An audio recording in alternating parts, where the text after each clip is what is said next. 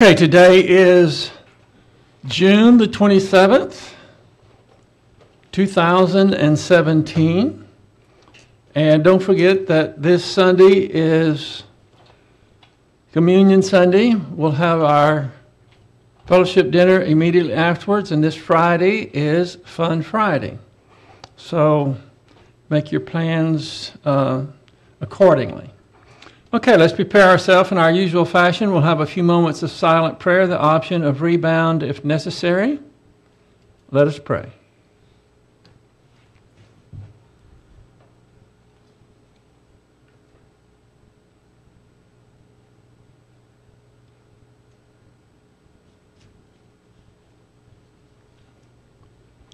Heavenly Father, we thank you for another day. We thank you for the opportunity to be here, to go deeper into truth. Truth is in all areas, and we need to be open to it. We pray that you will help us to focus and concentrate, for we pray it in Christ's name. Amen. I'm going to start tonight, and I think this is a 5-minute video. Have y'all ever heard of the Prager University or Prager Institute? Yes. I found that you can go to Prager.com, I think is what it is. What does it say? Prageru.com. That's for Prager University, I believe. And you can get free videos on a whole host of information. Now, I came on this one. This is entitled How to Get Kids to Listen. That caught my attention. And we're going to try to play it. Let me put it on the board here. George, can you kill this light here? And Brett showed me where how to get it off up there and on here, and I know where it is over here. So if it works right, you ought to be able to hear it well. I learned a few things from this video, and I hope that you will too, and you can pass it along.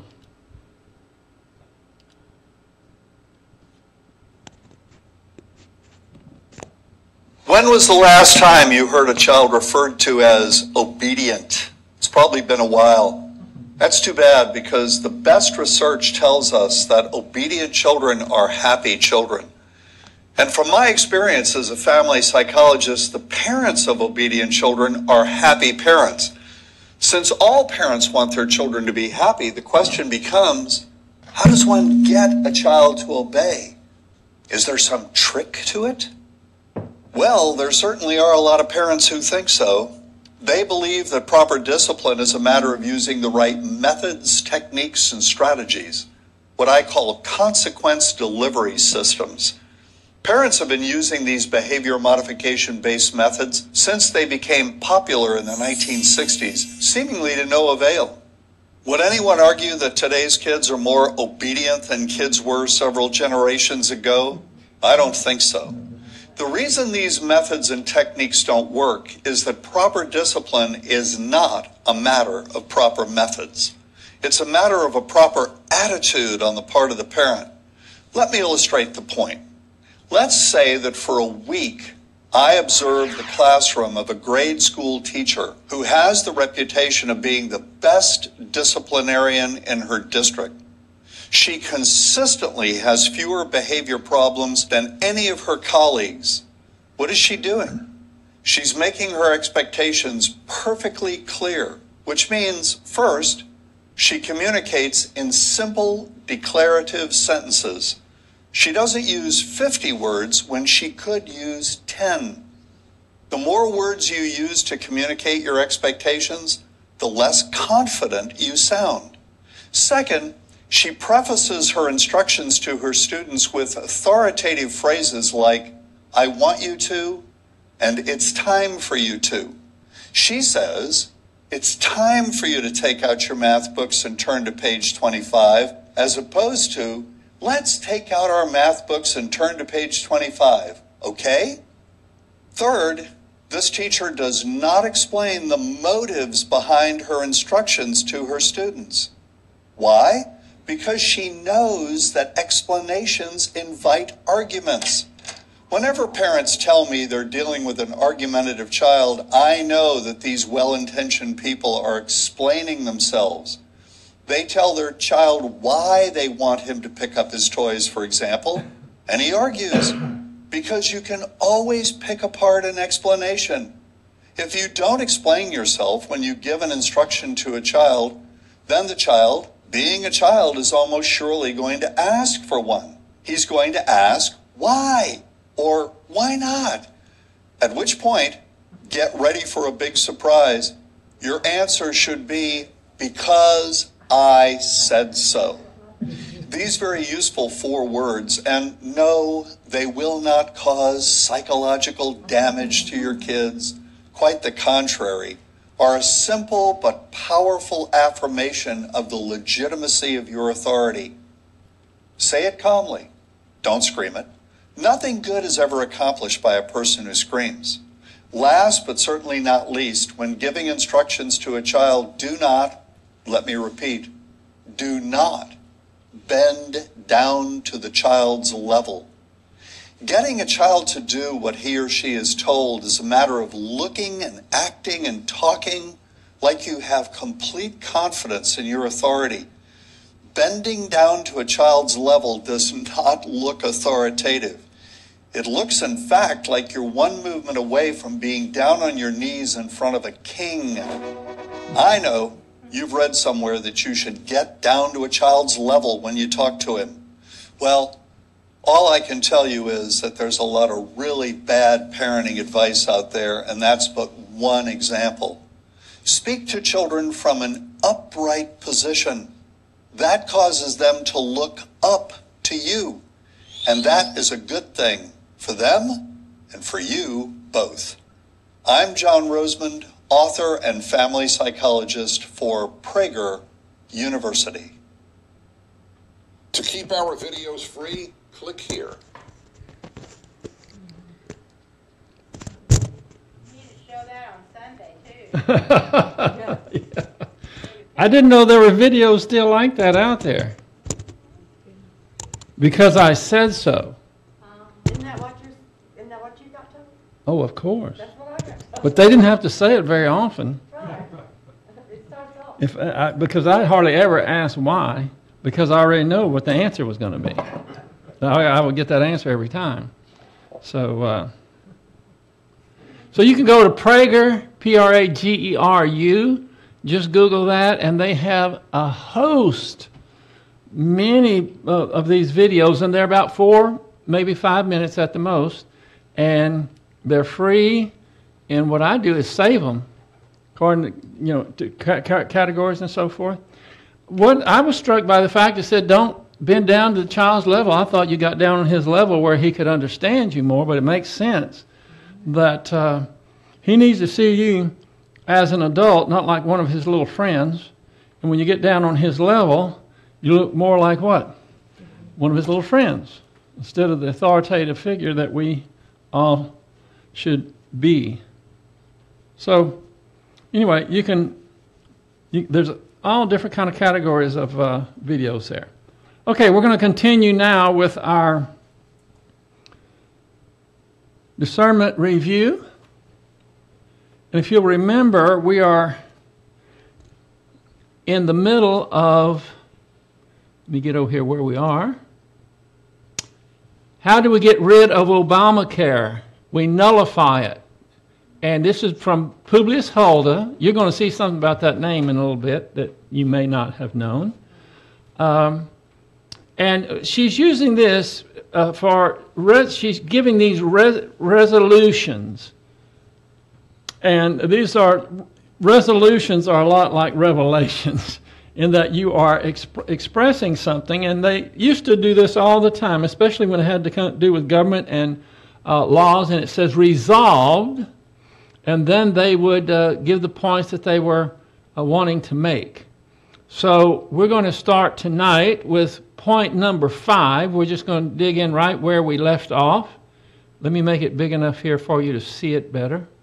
I don't know how this works, but I have it to where every time I hit the plus button to make it bigger, I don't lose anything. It automatically makes it the to fit the page there. Let's see. Y'all want it bigger than that? If you can. I can do it. How about that? Fabian, can y'all see it? Okay. All right. Now, before we get into this, I want to encourage you, because some of this is somewhat technical, and if you don't want to learn it, it's going to be boring to you.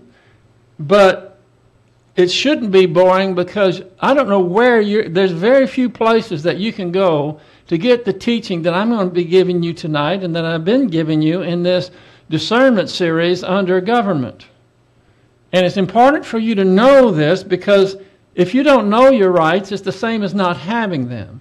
And what Publius Hulda is doing here is taking a bill that was passed by Congress called the Affordable Care Act, also known as Obamacare, and she's explaining how everything was done wrong and what should have been done or what needs to be done in order to address this issue. And during it, you're going to learn some things that are going to be very beneficial to you. So I hope you don't think, oh, well, this is too hard, or I don't know how I'm going to ever use this. You can use it. And I would encourage you to take this little book that we had over 100 of them up here for everyone to get one, and keep it on your person, in your purse or somewhere, because you never know when you're going to need to look something up, because in it is essentially the Bible for America. I'm not talking about this Bible. The Bible, of course, is superior to this, but this is the Constitution, the Bill of Rights, and the Declaration of Independence are all in here, as well as other things. But this is what keeps us from becoming a banana republic. This is what we hold our government feet to the fire. This is how we maintain our freedom, by this booklet. And she's going to refer to this booklet and something else I'll show you about in just a few moments that is very necessary for you not to be conned and lied to and deceived, because there's a lot of that. I was looking today on the internet. I went to Wikipedia. Don't believe everything you read on Wikipedia. I was looking up the 14th Amendment, and it was singing the praises of the 14th Amendment, and it was just false, false, false. So that's my little pep talk for you to stay concentrating. Try to inculcate this. You can do it. You can understand these things, and it will be meaningful to you, and it might mean the difference whether you stay free, this country stays free or not. So we'll just dig in on point number 5 here. These are the resolutions, and she says in point number 5 that all aspects of the medical care of the people not being anywhere delegated to the United States by the Constitution, or prohibited by the Constitution to the states, or reserved to the states respectively, are to the people. What is this talking about? What is she quoting? She's not quoting it, but she's using something in the Constitution to make a point. And where would you find that? What is she describing here? The 10th Amendment, right. That's how important it is. The 10th Amendment is hugely important. And so she's saying, since it's nowhere delegated to the United States, this medical care, the aspects of medical care, so it's reserved to the states respectively or to the people. Therefore, power over this matter is reserved solely and exclusively to the respective states and the people, each within its or their own territory. So some states may not address this to any large extent, and maybe others do. And where that is not the case, then the people have the authority to address the medical care however they want. But who does not have the authority to say squat about it is the federal government.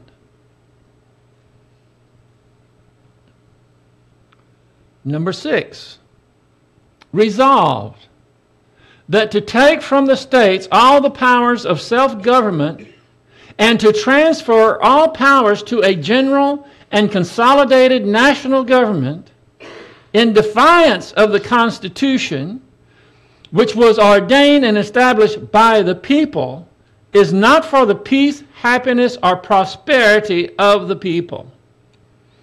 There was never anything that was formally done or lawfully done that transferred the powers to a consolidated national government, because if it did, it would be in defiance and it would be contrary to the Constitution, which is the authority over our government.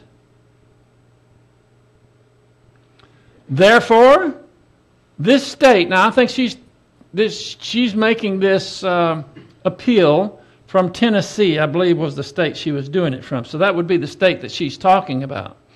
Therefore, this state is determined to refuse to submit to undelegated powers exercised over them by the federal government, and rejects altogether the notion that the federal government may exercise unlimited powers over them. Wouldn't that be great if we heard states using that? Because they're refusing to submit to undelegated powers. If the federal government doesn't have a power specifically delegated to it, does it have that power? So if it doesn't have that power, why would the states submit to it? It's null and void. It's not a law. It's not a power that they have. That in cases of an abuse of delegated, meaning enumerated powers, the members of the federal government being chosen by the people, a change by the people would be the constitutional remedy. Now let me explain, because she's going to make another distinction right after this. He's saying in case the people in the federal government abuse their delegated powers, then what is the remedy? A change of the people would be the constitutional remedy. So if you have people in government that are abusing, they do have the power, they have the delegated power to do something, but if they are abusing that power, then the constitutional remedy would be to replace them. Get them out of there. Get somebody in there that's going to obey their oath to the Constitution. We wouldn't even have a Congress. So, well, I know. So, she said we wouldn't have a Congress if that was the case. Well, that's fine. We have the right to fire the whole bunch of them and start over. And by the way, where do you find that? Declaration of Independence. Not only do we have the right, we have the duty to throw off any tyranny and replace it with a new government more of our liking. We have that authority as people. So if they are abusing their delegated powers, the constitutional remedy would be to change them, change the people in there, replace them. Now, see, the next one is a little different, but along the same lines. It says, but where powers are usurped, which they have not been delegated. The first one was if they have the delegated rights, but they're abusing it. This one, if they're trying to usurp powers which have not been delegated to the federal government, when the federal government acts outside of and in defiance of the federal Constitution by exercising powers not delegated to it by the Constitution, then a nullification of unlawful act is the rightful remedy. So if they're abusing a delegated power, then you replace the people who are abusing that. But if they are usurping power that was never delegated to them, then the proper remedy then is to nullify it. Another way of saying, what does it mean when you say nullify? You ignore it. It's null and void. Why would you pay any attention to it? Thus, every state has a natural right which predates and pre-exists the federal Constitution. Let's just stop there a moment. Do you understand what he's saying? This right to nullify something that the federal government has no authority to begin with is predates the Constitution. In fact, it predates this country, because what are we talking about? We're talking about the right of self-defense. How old is that right? It's as old as man, is it not? And where does it come from? It comes from God. By virtue of being born a human, you already automatically have that right. God has given you that right. So we're not talking about something Johnny-come-lately that some radicals have dreamed up. We're talking about a right that came from God before there was ever a government to begin with, or even a country. So let me read that again. Thus, every state has a natural right, which comes from God, which predates and pre-exists the federal Constitution, and that is to nullify of their own authority all such lawless assumptions of power within the boundaries of their state. That without this pre-existing natural and original right, they would be under the dominion, absolute and unlimited, of whoever in the federal government chooses to exercise tyrannical powers over them. And yet today you hear people gasp when someone says nullify, nullification. They think it's unlawful. They think it's heretical. They think it's a radical revolutionist, which it is none of those things. The states alone are the parties to the contract, or to the compact. Now, when it's talking about the compact, it's simply talking about the Constitution. It's a compact. It's an agreement between all the several various states, which, when they began, were the same as sovereign countries. And in a sense, they still are, because they are sovereign to the federal government. Now, can you explain to me, if I ask you, could you explain to me and defend why that statement that the states are sovereign and superior to the federal government? Yeah. The federal government is not part of the compact. The federal government didn't even exist until the compact, which is the Constitution, had been drafted and ratified by the people. So it doesn't have any say as to anything about the Constitution, because they're not a party to it. It's the people and the states that are the party to the Constitution, the compact. And that's what he's talking about here. So the states alone are the parties to the compact, and thus are solely authorized to judge in the last resort of the powers exercised under it. And what he's saying is it is the states, not the federal government, that determines the limit of their power. Congress, the executive branch, and the judicial branch are not parties to the contract, but are merely the creatures of the compact. That's Federalist Paper number 33, the fifth paragraph. She says that as we go through.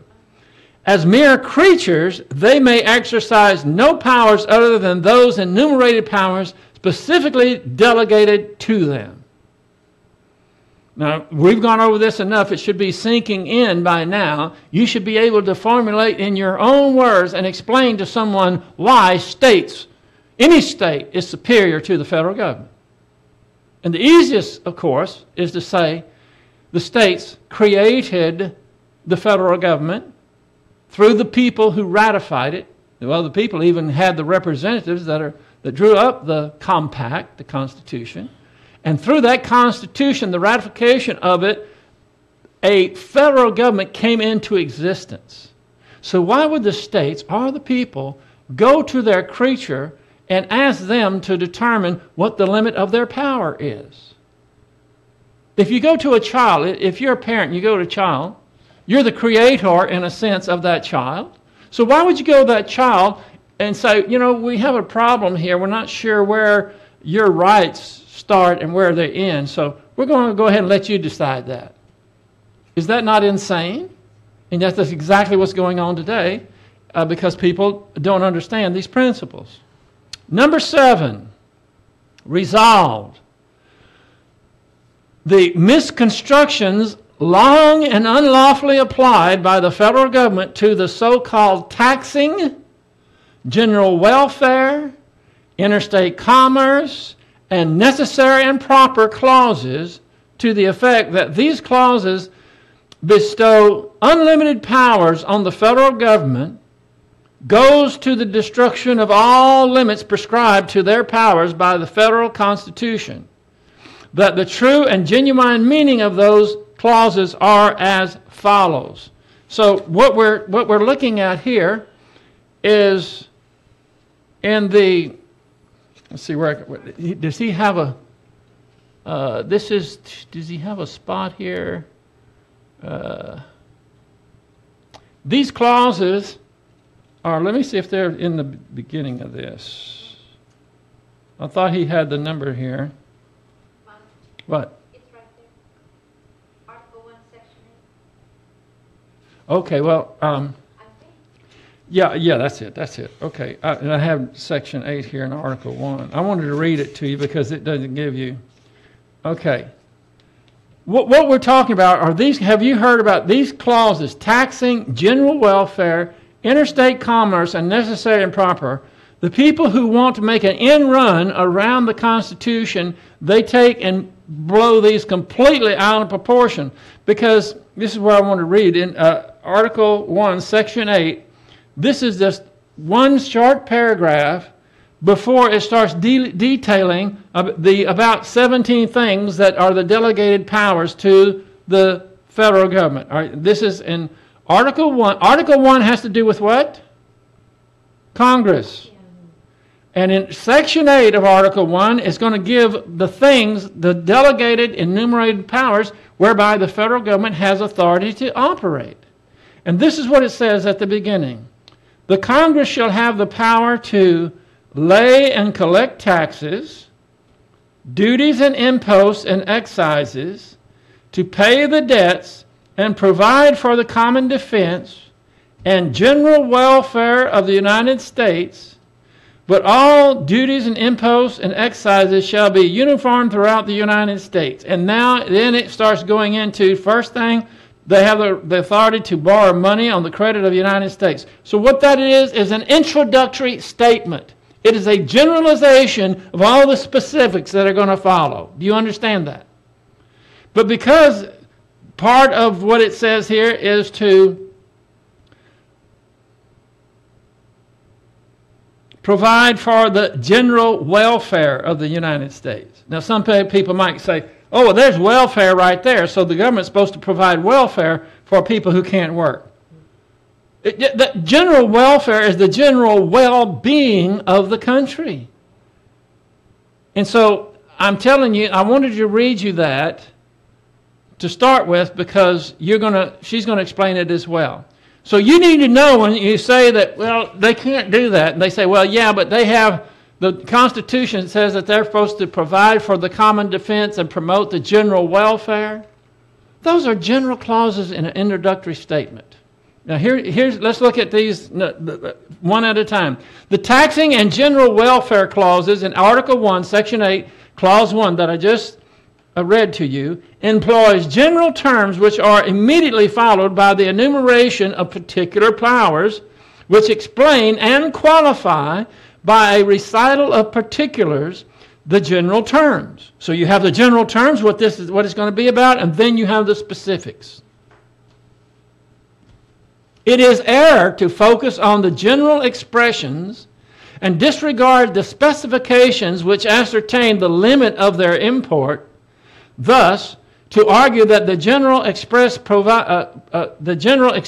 provides an unlimited power is an absurdity.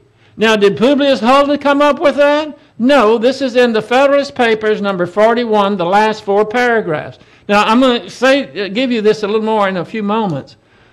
But what were the Federalist Papers?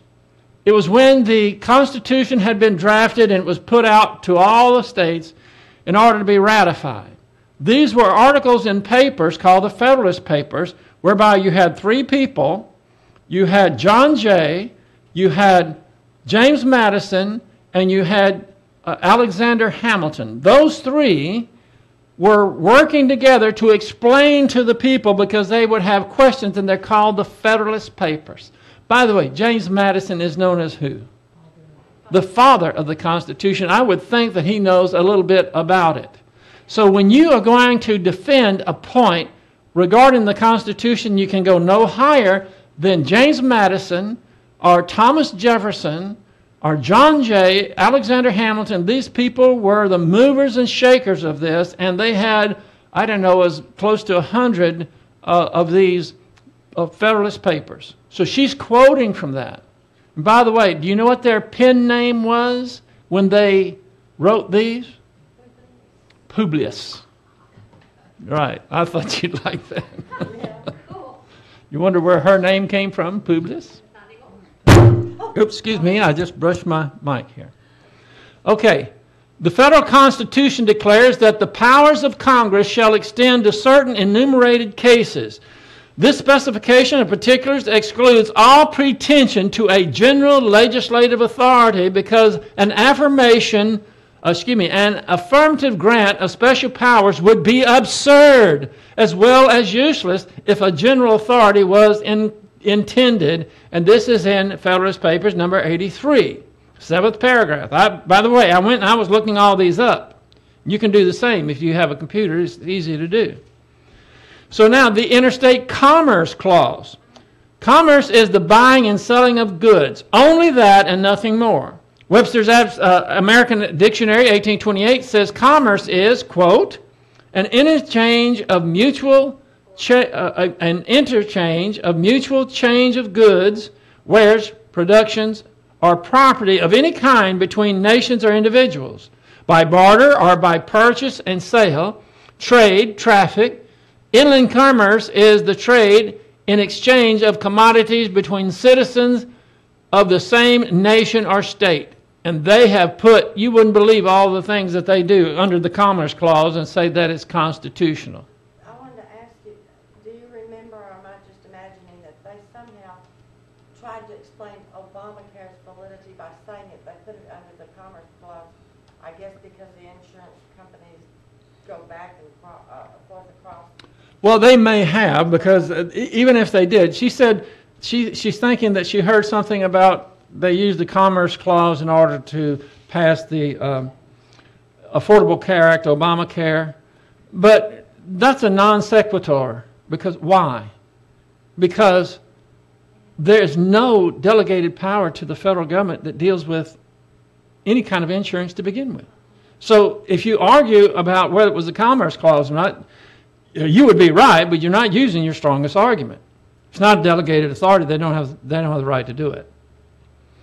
Okay, Federalist Papers number 24, 4th paragraph. Federalist Papers number 42, 9th and 10th paragraphs. Federalist number 44 at the 2nd paragraph, or 2nd clause.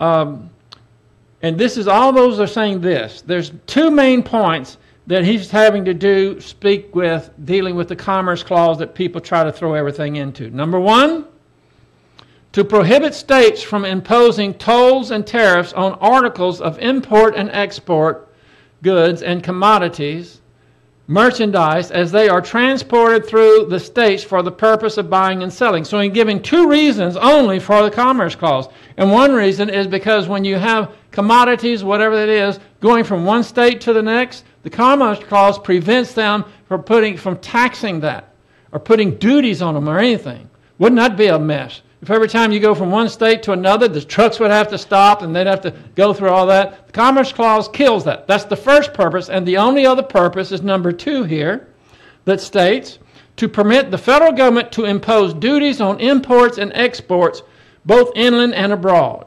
Anything outside of that, it doesn't have anything to do with the Commerce Clause.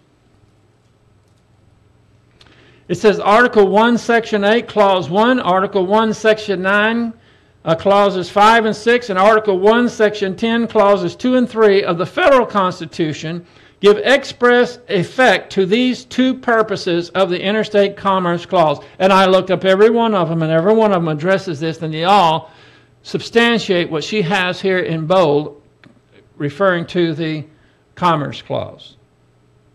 So if anybody says it's something else, that's 1, 2, 3, about 4 times in the Constitution that will substantiate what she's the point she's making. Now, this is the last thing. Remember that in that little paragraph it's talking about these different things. Necessary and proper clause. Oh, do they have a field day with this? well, we've got a bunch of immigrants over here. They came over here and they don't have any money and they need help and they need this and that. It's the necessary and proper for us to take from the taxpayers and give to them without their consent and just give them. And who is the one that decides how much they give? Some bureaucrat, some unelected person for the most part. And they would use the necessary and proper clause to do that. So here's number C, the last clause that she's addressing here.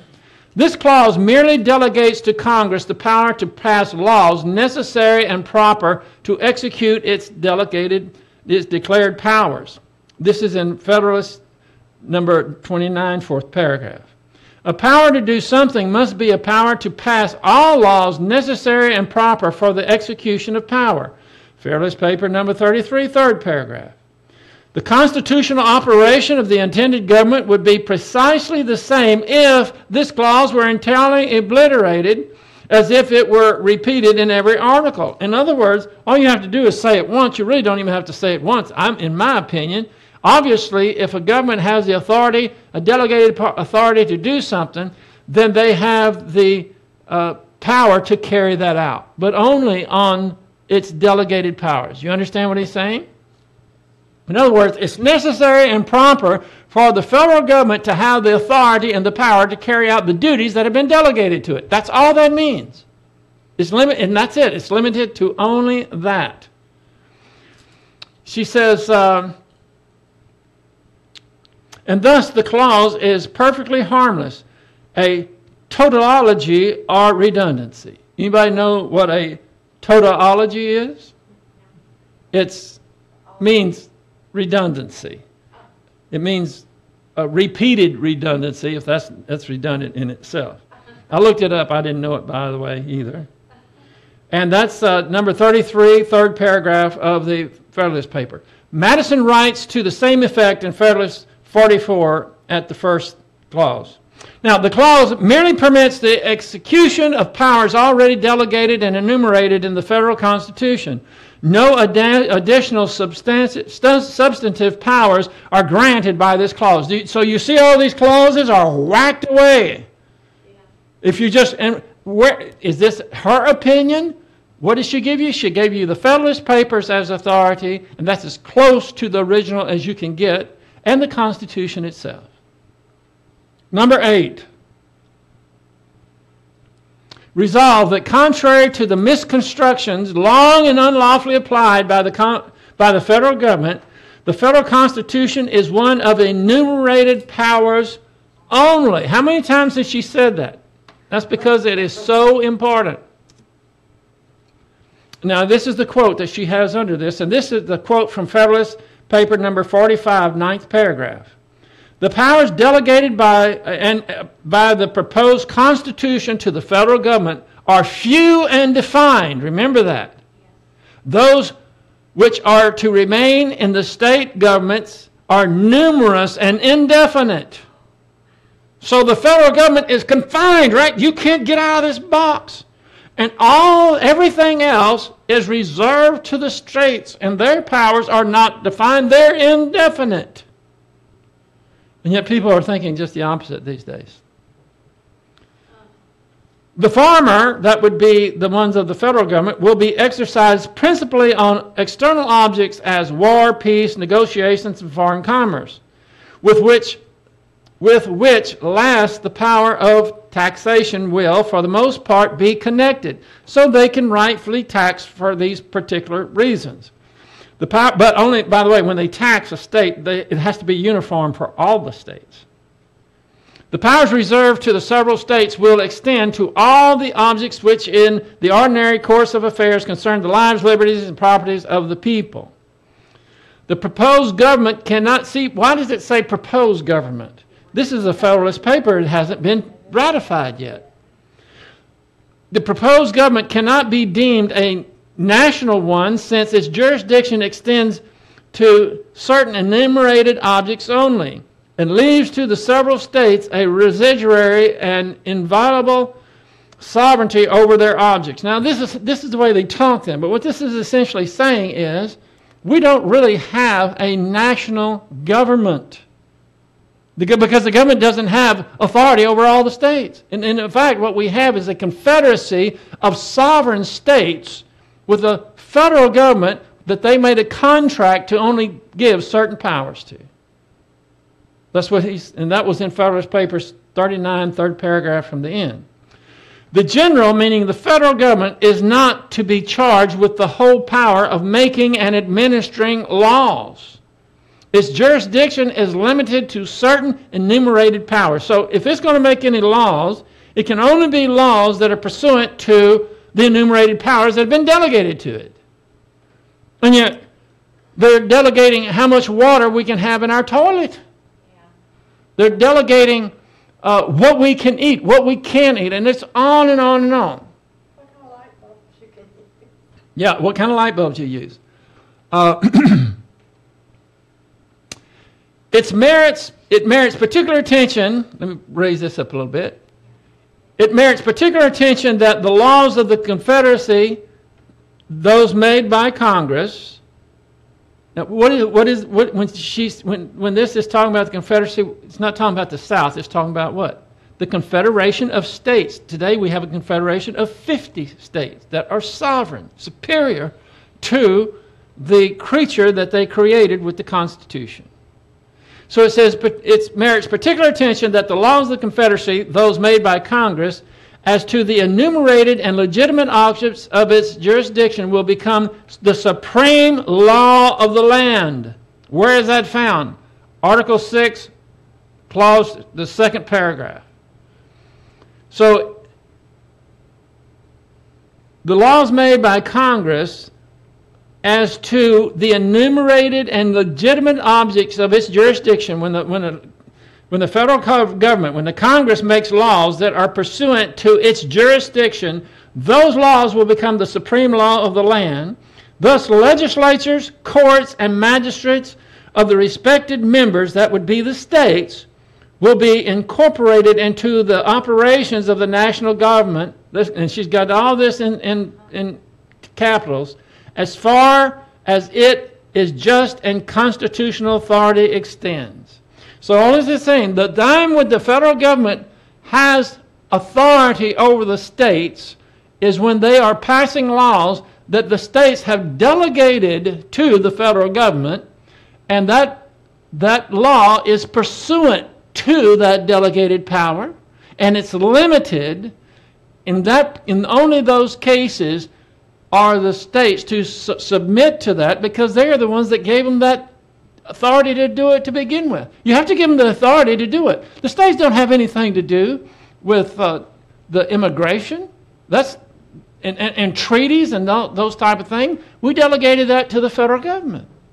Can say a governor of a state go to another country and have commerce? He can have. The question was, can a governor of a particular state go to another country and have commerce? Yes, he can go and try to drum up business, but he can't go to another country and have a treaty with them. That's forbidden. That's not. That's prohibited in the Constitution. Can you imagine what it'd be like if we have 50 states and all these different states are trying to make treaties with all these other countries? No, that's an authority that was delegated to the federal government. So we can't sell our goods, name a price for our goods, and make. No, you can make. That's not a treaty. You can make contracts with other countries. You know, a private individual can go to China if he wants to and make a business deal with them and have it go. That's okay. That's what Trump does all the time. Yeah, but what they can't do is go over there and say, okay, if you're going to come into our state, we're going to tell you what a tariff is going to be, or we're going to make a treaty with you. No, those things are delegated to the federal government, and the states acquiesce to that because they gave the federal government that power. But the federal government has to act within the limitations that are pressed on it by the Constitution. The federal government can tax our goods that are going out and coming Yes, in. they can tax. Yes, they can tax them going out and coming in. But it has to be a uniform tax across the board. They can't pay favorites to any state and give them it has to be across the board. Now, why is that important? Why is it important the Constitution says the federal government has authority that was delegated to it to put impost and ex post and all these different kind of taxes, but it has to be across the board. Because if they're doing it across the board and the people don't like it, what's going to happen? They're going to raise all kind of noise, and they're going to, and the federal government's going to have to back down because it's to everybody, see. Well, but sometimes it plays favorites if that's your thing and it's not another state's thing. Yeah, in fact, what you're talking about is the main cause of the Civil War of Southern Independence. Okay, this next one is in yellow here, so I tried to make this stand out. Very important here.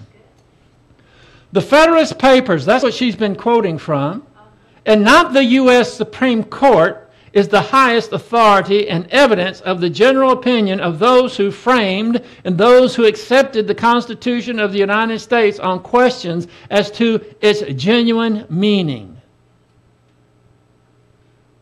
Doesn't that make sense? These are the people who wrote it. These people knew more about it than anything else, and they were there at that time, and they're explaining to the people how it is to operate. I would say that they have more weight than do the 9 people on the Supreme Court, and some of them are cuckoo clocks today. The Supreme Court is merely a creature of the Constitution and is completely subject to its terms. And when judges on that and lower federal courts who serve during good behavior, Article 3, do any of y'all have these with you? Yes. If you do, turn to Article 3. I want to show you something. What does Article 3 have to do with? The judicial. In Article 3, she's pointing out something that I haven't seen before, and it's really important. She says, that would be page 44, first paragraph.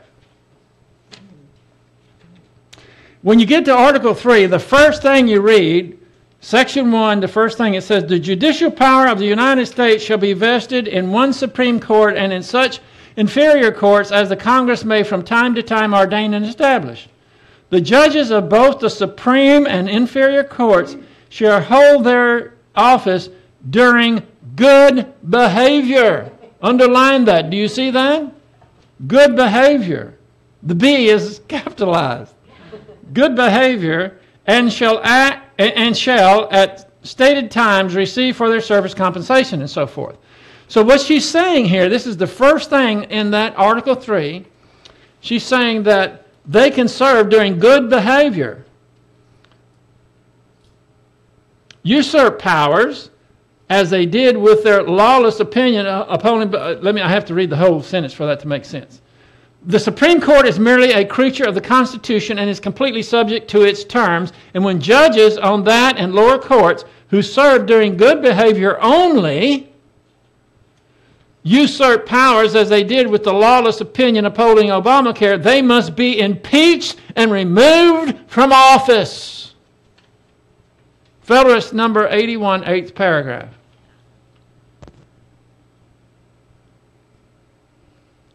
Now I have my 2 cents in here. I think that's where I put my 2 cents. Let's see.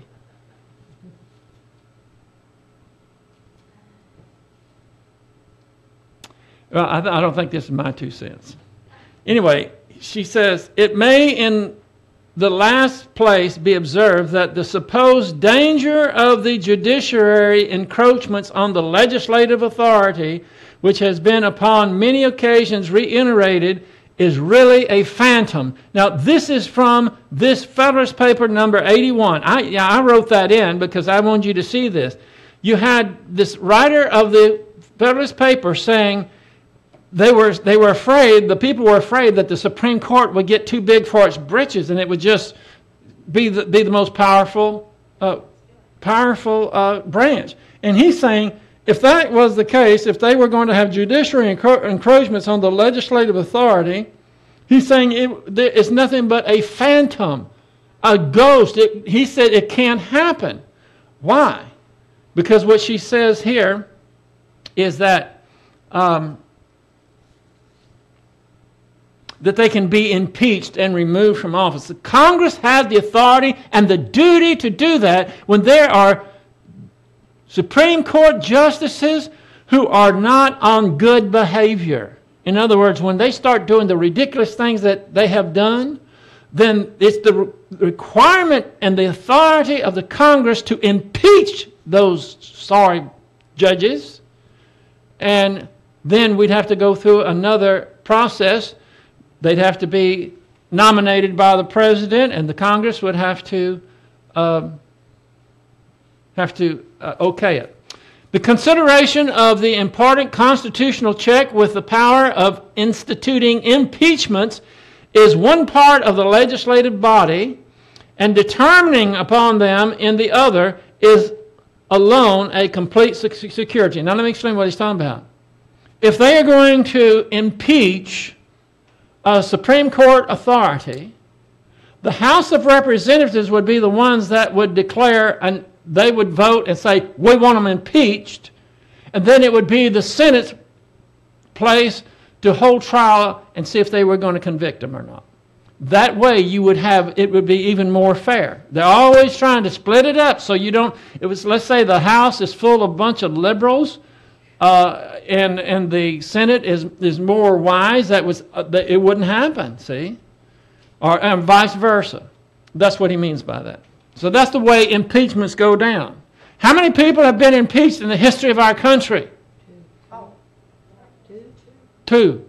Who were they? Johnson. Yeah, Johnson. Not LBJ. Yeah. No. It was the guy that replaced Abraham Lincoln. Andrew Johnson. You know how close they came? One vote to impeach him. So, and by the way, does impeach mean they're thrown out? No, it means they're guilty, and then they'll go from there. In a way, it means they're thrown out, but it's not means that he's under criminal thing there. Okay, information for those who are interested in learning about our Constitution. I'm glad I got to this before we ran out of time. I'm giving you all this information about Constitution, and this very good and great information, but I want you to, I got this off the internet. Learn to defend the Constitution by studying the Federalist Papers. Written between October 1787 and August 1788, the Federalist Papers is a collection of newspaper essays written in defense of the Constitution, writing under the pen name Plubius. Alexander Hamilton, James Madison, and John Jay explain the merits of the proposed Constitution while confronting objections raised by its opponents. Thomas Jefferson described the work as, quote, the best commentary on the principles of government which has ever been written, end of quote. That was by Thomas Jefferson commenting on the Federalist Papers. There is not a better way to increase your knowledge and principles underlying the Constitution than studying the Federalist Papers. That's why Hillsdale College is offering this online course, the Federalist Papers, for free. And I have a few other things that you can go as well. If you go to hillsdalecollege.edu, education, and then you go over to the courses, online courses, and these are some, the Federalist Papers is one that you go through, and there will be probably 15 to 25 minutes, something like that, videos. And as soon as you're through that one, you go to the next one, and you have a guy up there lecturing, and he's explaining all these things to you, and they're phenomenal. I've gone through most of these. There are some other of the online videos is Introduction to the Constitution. Constitution 101, the meaning and history of the Constitution. Constitution 201, the progressive rejection of the founding and the rise of bureaucratic despotism. American heritage from colonial settlement to the current day. The presidency and the Constitution. The U.S. Supreme Court. Now, I don't know what you do at night. That's your business. But I think if you could fit in a few of these courses, it would move you miles ahead of the average person. Not that we're just trying to compete with other people, but it would help you be secure and confident when you stand up for what is right. And don't let anybody, and I don't care if it's a lawyer or a politician or whoever they may be, just because they have credentials and they act like they know what they're talking about. If you understand these things, that you can train yourself by going to these courses, then you're not going to be bullied. You're going to know your rights, and you're going to stand by those rights. And isn't that what God expects us to do? God didn't give us these rights in order for us to be ignorant and afraid. He gave them to us for us to stand and be counted, to open our mouths, to stand for righteousness. That's what we are required to do. So where do you go? hillsdalecollege.edu. Go to these courses, and all you have to do is click on it, and they give them their email, and they'll start sending them to you for free. Okay. We don't have much time left, but I'll get into this a little bit. Number 9. Y'all have any questions? Are y'all on board with this? You're understanding it? Okay. Yes. This may not be the proper time to do it, but I want to do it early. Okay. But back there when they talked about the government being active, the general welfare of the people, what that meant in the Constitution was that within their enumerated rights. Right. Not to just pick stuff out there.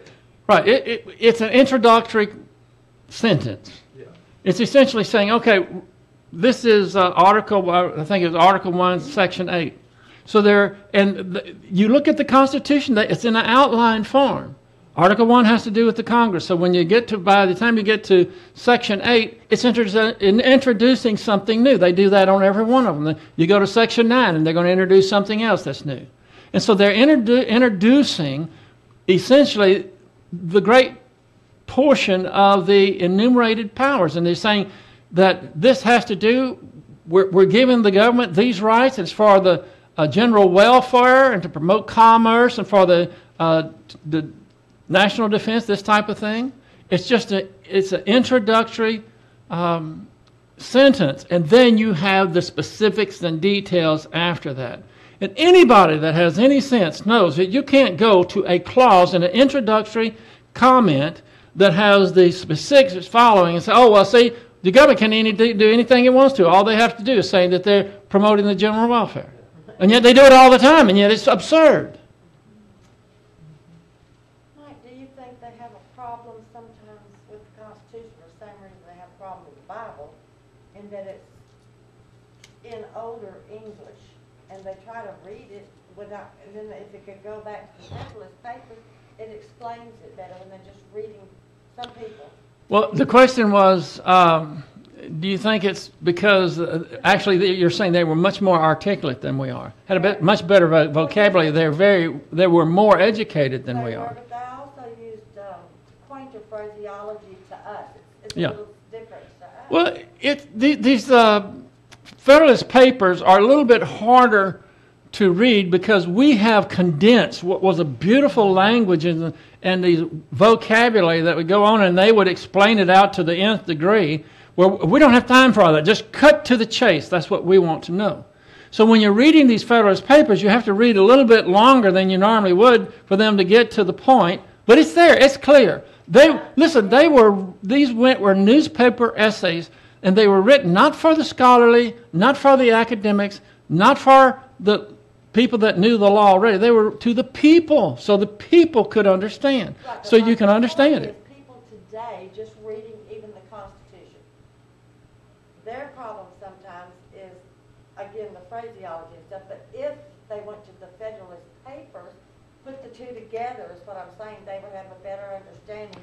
Well, there are a few phrases in there that are archaic that we don't use anymore. But if you have a little dictionary beside you, you just look it up and you're good to go. You just go on. If you want to understand it, it's very clear. And every time that I read something, whether it's a digital or whether it's in a book, when something strikes me, I highlight it in yellow. I underline it. In fact, I have a particular code for my own reading that when I go back and look at that, if it's got a star and a starburst with it, that's the max. I mean, that's something that I don't want to miss. I don't want to have to go back to a book and reread the whole thing just to find something. So when I read it, and you do the same thing with the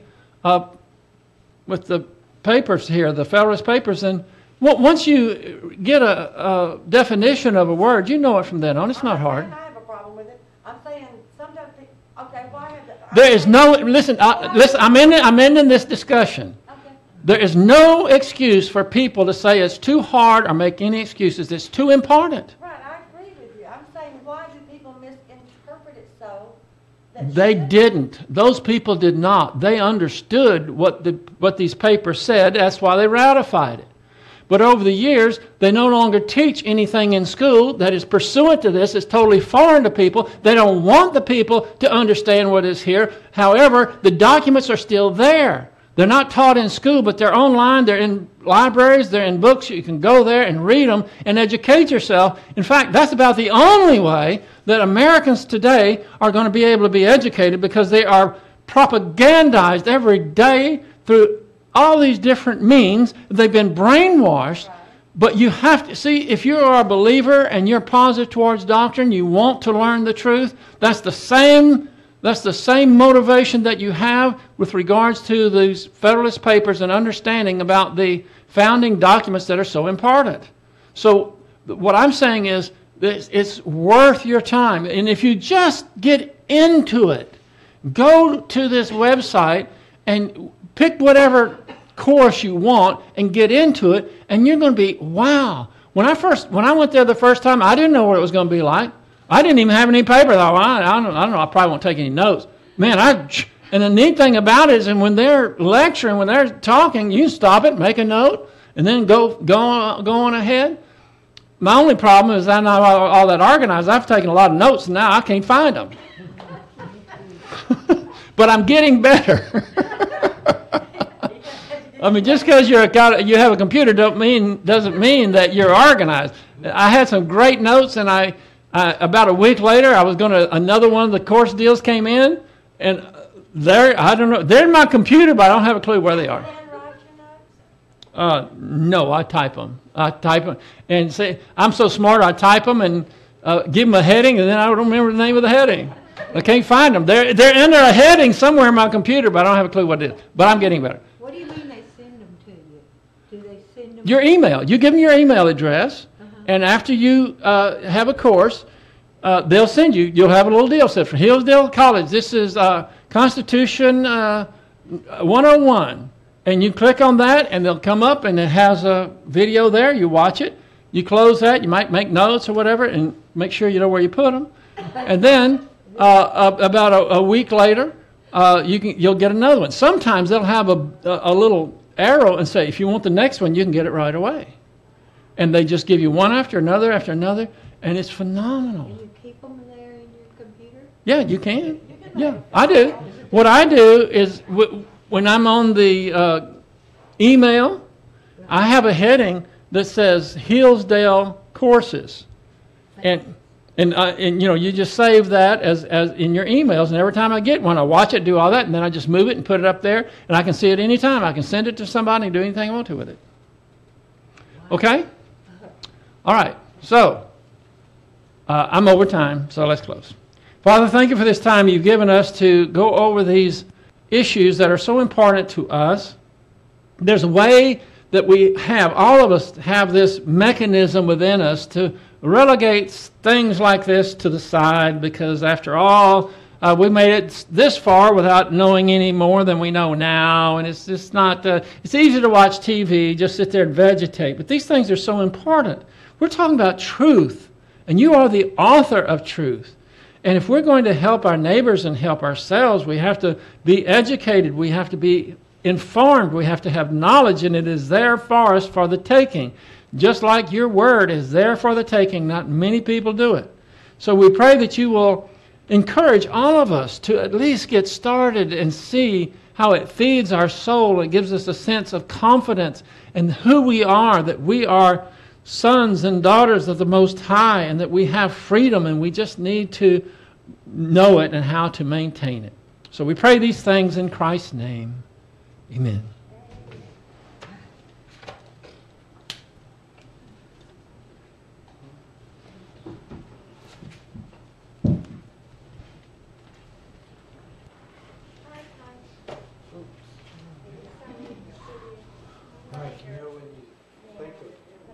Michigan, you think of Detroit, and places like that.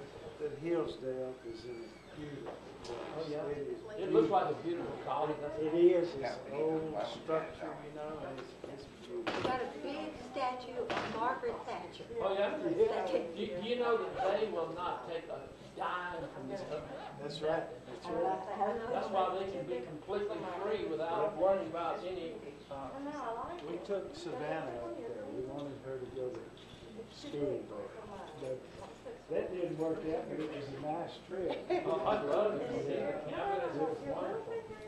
And I bet, one thing you will not see at that top campus, I can assure you, is all this not letting someone come and speak and riot because somebody has a different opinion. Listen, you're not going to have any liberals going to that college because if they went there to debate or even get question and answer, they'd be ripped apart. They would.